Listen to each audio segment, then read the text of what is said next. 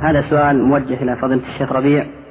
يقول السائل: معلوم أن الشيخ محمود شاكر قد ناصح سيد قطب في 4 مقالات، فهل أقام عليه الحجة التي يستحق بها التكفير لقوله بخلق القرآن وإنكار العلو ولعنه موسى وآدم عليه السلام؟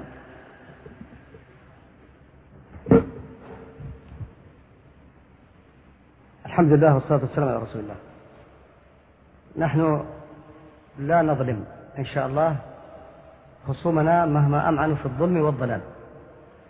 كانت انتقادات محمود شاكر لسيد قطب في طعنه في الصحابة، ولم يتعرض في نقده لقضية القول بخلق القرآن ولا لغيرها من القضايا.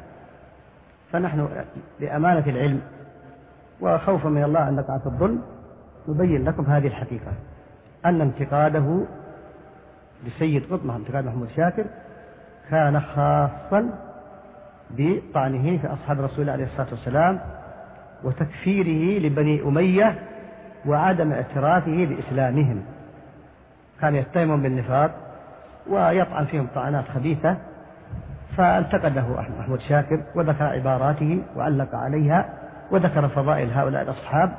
يعني هو كفر بني أمية الأصحاب، من الأصحاب مو الدولة فقط، كل من دخل في الإسلام من بني أمية، أبو سفيان، عثمان بن سعيد بن العاص، ما نص على أسمائهم لكن عمم حكمه على بني أمية عن بكرة أبيهم ولم يستثني أحدا منهم، وأن إسلامهم كان نفاقا وما دخل الإسلام في قلوبهم. فطبعا كان موقفه يعني الطعن والتشويه والسخرية لمحمود شاكر وإصراره على موقفه، وأن موقفه موقف إسلامي صحيح، وأنه دفاع عن الإسلام الذي شوهه بني أمية، ولا يمكن أن يتنازل عن رأيه هذا.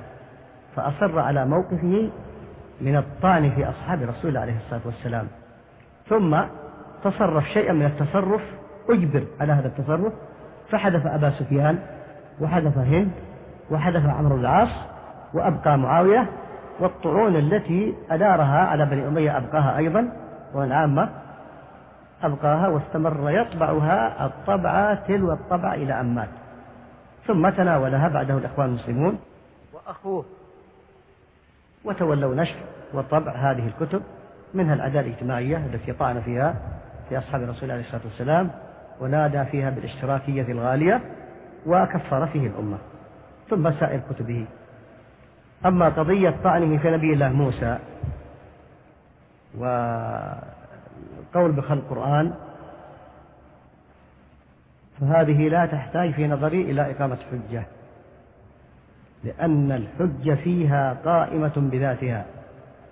فعند المسلمين وعند اليهود وعند النصارى وحتى يمكن عند الهنادك يعني يعرفون مقام موسى عليه الصلاة والسلام، ويعرفون أنه نبي كريم، وما أظنهم يسخرون به كما سخر منه سيد قطب، عامله الله بما يستحق. والسلف كفروا من ينتقص نبيا من الأنبياء ولا يقبلون له عذر أبدا، فإن هذا من البديهيات التي يعرفها حتى أجهل الناس، فكيف بسيد قطب؟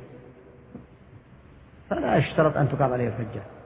الحجة في الأمور التي تخفى، أما إذا كان أمرا معلوما من الدين بالضرورة فيجحده أو يخدش فيه ويسخر منه، فهذا الحجة قائمة فيها ولا تحتاج إلى من يقيم على من يخدش فيها إلى إقامة حجة. وإذا كان الشيخ العسكر يعني تعليق، تفضل. أنا ما عندي تعليق.